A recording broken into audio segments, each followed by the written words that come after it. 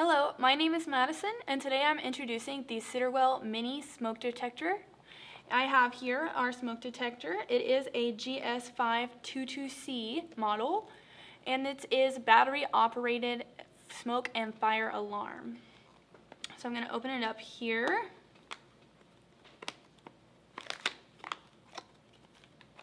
And of course we do have our instruction booklet inside, as well as our installation tools.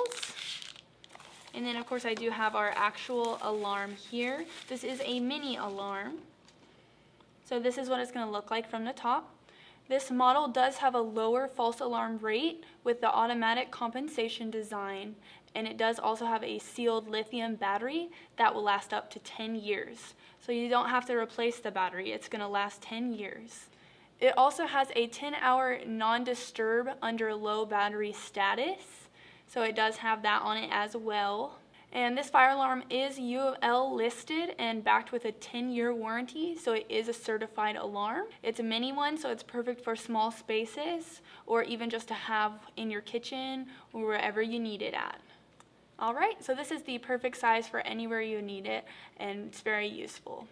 Well, thank you for watching. My name is Madison.